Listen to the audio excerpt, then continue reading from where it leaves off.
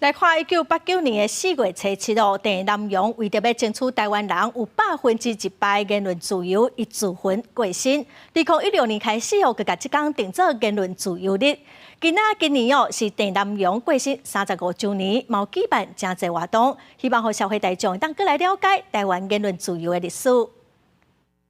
在杂志社办公室里面赶稿，总是晚上会有一点小饿，要一点吃点东西。郑先生常在抽屉里面放一些小零食、小点心。历史研究者在讲，郑南榕在生的时，捌偷食查某囝郑德梅的牛奶糖，后来为着要争取100%言论自由，郑南榕在1989年4月初7自焚，牛奶糖也成做爸仔囝之间珍贵的回忆。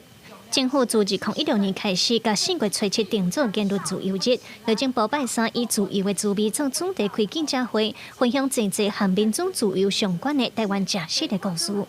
听到这些故事，不是只是记得故事的美味，而是要记得他们曾经活生生的样子，也用他们的抵抗的勇气来提醒我们未来所面对的挑战。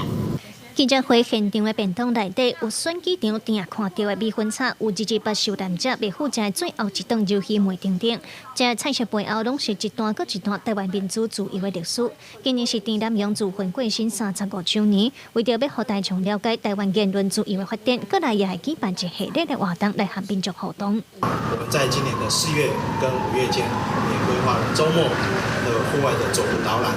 来讲座跟影展。 也分享我们台湾跟其他世界各国的一个民主的运动，那我们期待借由多元的一个活动，跟大家一起在认识我们台湾跟世界各地的人民对于追求民主自由的一个努力和勇气。